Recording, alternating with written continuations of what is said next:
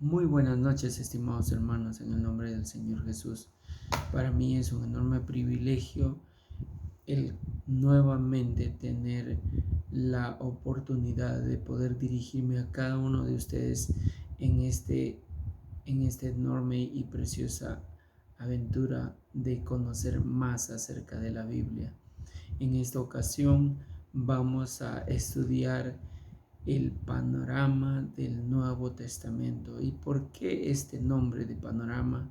Pues panorama implica una visión de una manera muy general a los 27 libros que conforman el Nuevo Testamento.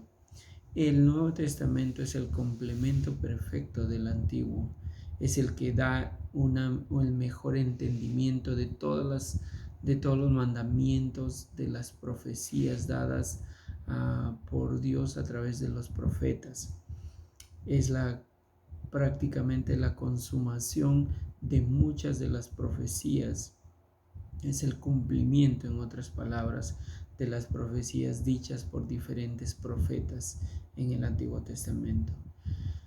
Hay una diferencia muy marcada en los años que tomaron para recopilar los libros del Antiguo Testamento y del Nuevo. Para el Antiguo Testamento tomó aproximadamente casi 1000 años en poder recolectar estos libros, y aproximadamente fueron 31 los autores que intervinieron en escribir el Antiguo Testamento, mientras que en el Nuevo Testamento prácticamente entre 40 y 50 años son el tiempo que tomó en poder recopilarse estos 27 libros. Enorme diferencia, ¿verdad? ¿Y por qué tal vez en menor tiempo? Pues un personaje importante dentro de este Nuevo Testamento es Pablo, quien más adelante veremos cómo Dios transforma su vida y le es instrumento útil en las manos de Dios, pues él es uno de los escritores de 13 de las cartas del Nuevo Testamento. Ahora, ¿qué de extraordinario tiene este Nuevo Testamento? Mucho. Pues aquí se llegan a cumplir las profecías dichas en el Antiguo Testamento por los diferentes profetas.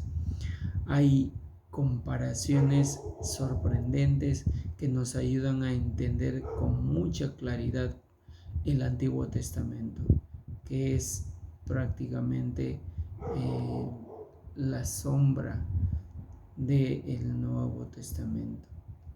Ahora, así como nosotros hemos visto en el Antiguo Testamento que Dios empieza desde la creación del universo, la creación del hombre, la condición caída del hombre cuando desobedece a Dios, pues nosotros también veremos cómo el Señor Jesús tiene un rol esencial y primordial dentro de todo el Nuevo Testamento y cómo se manifiesta con mayor claridad que en el Nuevo Testamento. Es tal lo sorprendente que podemos darnos cuenta que mientras en el Antiguo Testamento intervinieron 31 autores o escritores, en el Nuevo Testamento fueron 9 los escritores que intervinieron para poder tener esta obra completa y majestuosa de parte de Dios. ¿Qué podemos decir? Pues dentro de esta porción preciosa y incalculable del Nuevo Testamento, pues se inicia con los 4 evangelios. Los 3 primeros son considerados evangelios sinópticos, y dado por el que cada uno de los autores o escritores relatan muchas, no todas, muchas de las historias que relata el otro autor, y me refiero a Mateo, Marcos y Lucas, pero bajo la perspectiva y la cosmovisión de cada uno de ellos. Y eso lo veremos más adelante. ¿Qué otra riqueza podemos sacar de este precioso Nuevo Testamento? Pues de la misma manera que en el Génesis se ve a un hombre creado, el primer Adán, ¿verdad? Nosotros veremos que en el Nuevo Testamento Jesucristo viene a representar ese segundo Adán. ¿Cuál era la diferencia o cuál es la diferencia? Que el primer Adán falló, ya que desobedeció a Dios y pecó contra él. Entonces se hizo merecedor de la muerte espiritual y la muerte física, y por ende la condenación eterna. A diferencia del primer Adán, el segundo Adán, que viene a ser el Señor Jesucristo, Él fue alguien quien nunca pecó. ¿Y por qué razón? Pues nosotros sabemos hoy que Jesucristo es Dios, ¿verdad? Y es conocido en los evangelios, en alguno de los libros, como el Hijo del Hombre.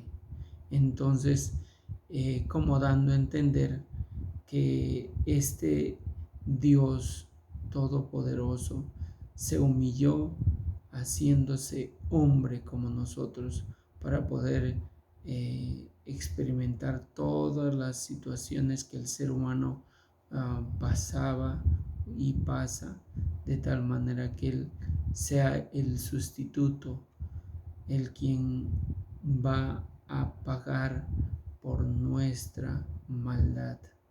Así es, hermanos. Entonces, conforme vamos a ir desarrollando el curso, nos daremos cuenta de muchas cosas que se comparan y que tienen una claridad mayor. Por ejemplo, en el Génesis se ve ese árbol de la vida, ¿verdad? Pues nosotros veremos que en este último capítulo, en el último libro de la Biblia, el Apocalipsis, también se habla de ese árbol de vida, mientras que en el Génesis Dios prohibió y puso ángeles para que no puedan tomar el fruto del árbol de vida. Pues ahora en el libro de Apocalipsis veremos algo extraordinario. Así es, hermanos. Así que vamos a seguir en este tiempo, que es un tiempo introductorio para este curso. Después de los evangelios, si bien es cierto, como les había dicho, los evangelios sinópticos vienen a ser los 3 primeros libros del Nuevo Testamento. De ahí continuamos con el libro de Juan, un libro muy cargado de información, donde se revela a Jesucristo como el Hijo de Dios, donde una vez más se pueden leer y conocer todas las historias, todos los milagros que hizo Dios, que evidenciaba que Él era el Hijo de Dios. Este tiene una rica información que demuestra con toda claridad la deidad de Jesús. Ahora, ¿qué es lo hermoso? Este Nuevo Testamento también es llamado como el Nuevo Pacto. ¿Por qué razón? Si ustedes se percatan, en el Antiguo Testamento Dios hizo pactos con el hombre, ¿verdad? Dentro de ellos son muy conocidos el pacto noéico, el pacto abrámico y el pacto davídico. Ahora, en ese caso, ¿qué era un pacto? Era en realidad una asociación entre Dios, el acto voluntario de Dios para con el hombre, y en el que el hombre tenía que asumir ciertos compromisos. Hay diferencias y no es este el motivo de este curso de entrar en detalles, pero de manera general podemos decir que el pacto noéico fue un pacto incondicional, a diferencia del pacto davídico y el pacto mosaico también. Ahora, ¿qué cosa podemos notar? Pues que estos pactos fueron quebrantados, muchos de ellos, no todos, pero el hombre al desobedecer falló, ¿verdad? Y entonces quebrantó el pacto con Dios, porque es ya producto de la desobediencia, un hombre falible, un hombre que desobedece abiertamente a Dios. Entonces es ahí cuando entra a tallar el Señor Jesús, y es donde se observa en el Nuevo Testamento ese nuevo pacto, esa nueva asociación, esa nueva oportunidad que Dios da al hombre para que pueda tener oportunidad de salvación de esa condenación eterna por la condición humana en la que se encuentra, caída de pecado. Ahora, ¿qué es lo que vemos también en estos evangelios? Pues simplemente vemos la majestuosidad de Cristo, ese Rey divino de Israel, ¿verdad? Que así como en el Antiguo Testamento Moisés prácticamente estaba sacando de la tierra de esclavitud al pueblo de Israel, sacándolo de Egipto hacia la tierra prometida. En este caso, el Señor Jesús también está haciendo, digamos, una mejor explicación de lo que iba a ser por toda la humanidad. Iba a sacarnos de ese lugar de esclavitud en la que nos encontrábamos, o en las que se encuentran aún muchas personas, para llevarles a esa tierra prometida, a ese lugar donde Dios promete vida eterna. Vemos esas comparaciones de manera muy claras en el Nuevo Testamento. Ahora, ¿qué es lo que vemos también en los primeros 4 libros? En los evangelios, pues vemos el ministerio de Jesús y sus obras milagrosas para demostrar su deidad. Sin embargo, lo que vemos que mientras que en el Antiguo Testamento los profetas hablaban de un futuro Salvador, y el pueblo de Israel esperaba con ansias a ese Salvador, vemos que en este Nuevo Testamento ellos rechazan a ese Salvador.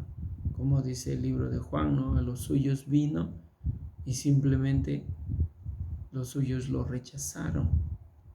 Ellos no creyeron en la deidad de Cristo. Ellos pensaron, y hasta ahora piensan los judíos, que la gran mayoría, no todos, que Jesús fue un impostor, un hombre blasfemo, lo cual nosotros tenemos, con la gracia de Dios, la claridad de saber que Él es el Hijo del Hombre, el Hijo de Dios, nuestro Salvador y Redentor.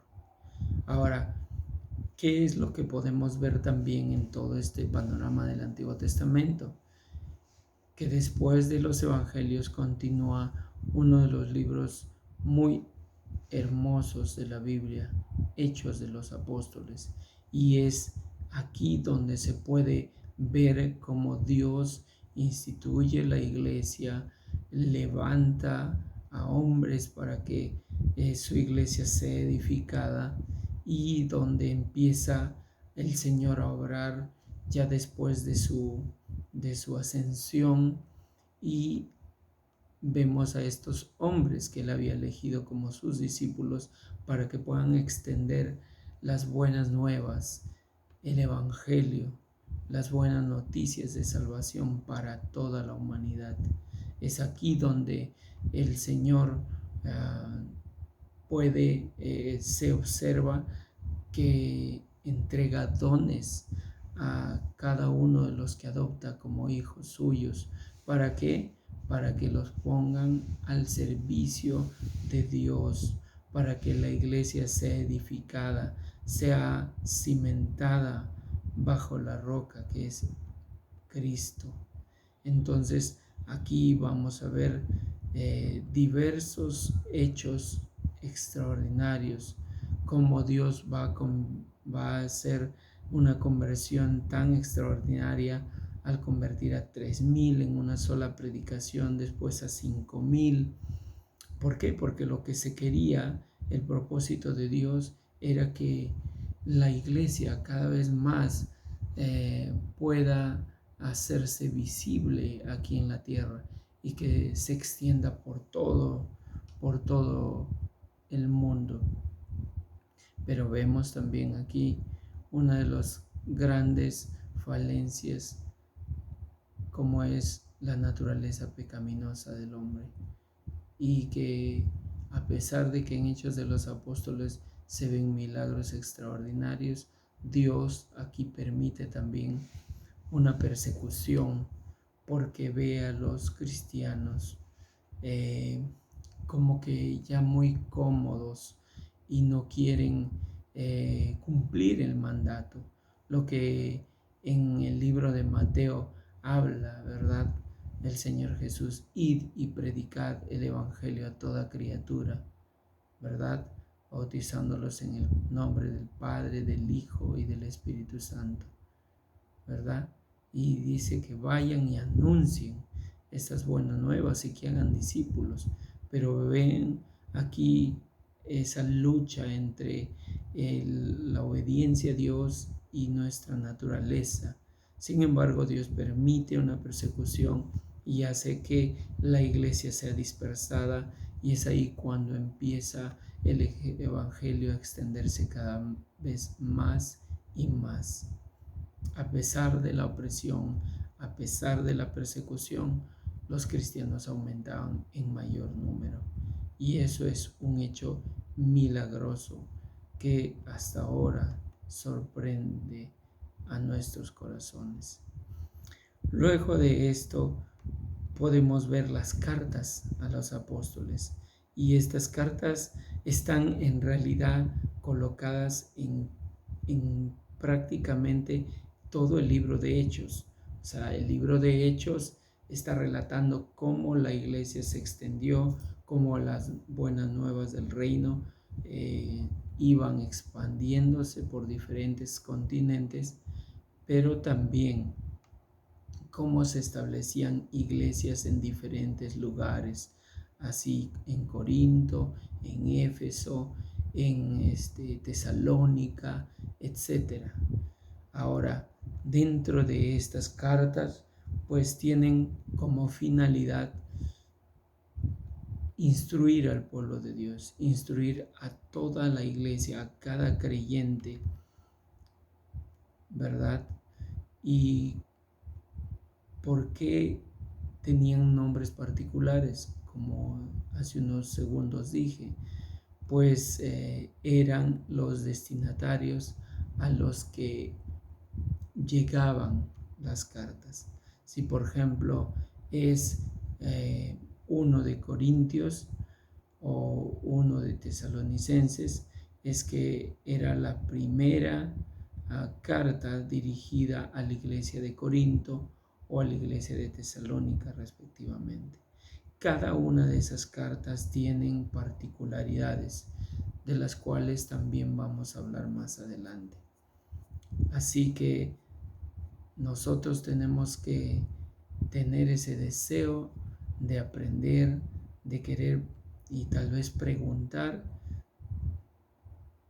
para poder enriquecer este curso, para poder también aprender uno del otro.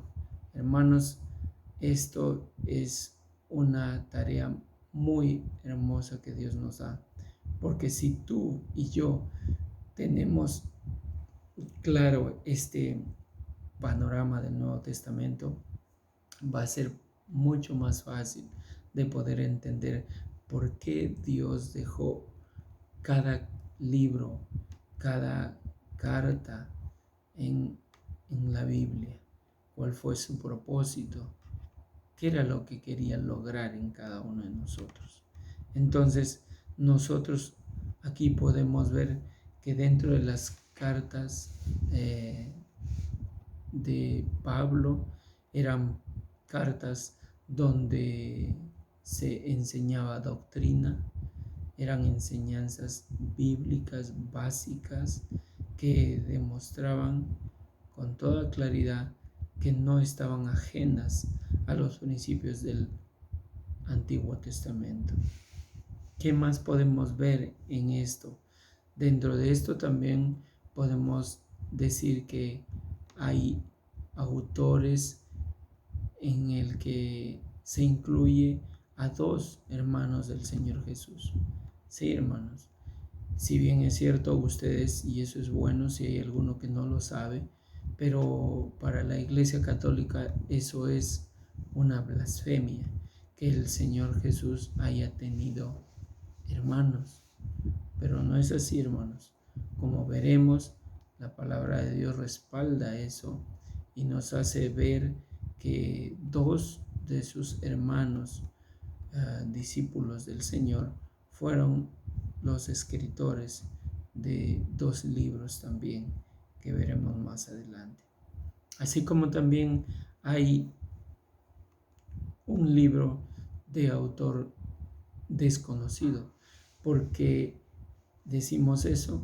Porque en la gran mayoría de los libros del Nuevo Testamento tienen el nombre de quien lo escribe generalmente. Así las cartas de Corintios, de Romanos, dice Pablo, siervo de Jesucristo. Entonces, al primer capítulo, en los primeros versos, está la presentación y es como se estilaba en esa época para saber quién era el que estaba escribiendo la carta y a quién va dirigida. Entonces, el libro de Hebreos es uno de los libros en el que no hay un escritor conocido. Algunos dicen que fue Bernabé, otros Pablo, otros Apolos. Hay varias versiones.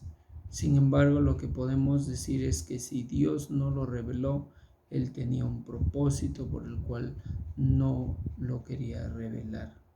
Así tenemos también el libro de Pedro y de Juan, dos de sus discípulos fieles, los más allegados, como veremos, al Señor Jesucristo, y que realmente encierran doctrinas muy importantes para el crecimiento de un cristiano.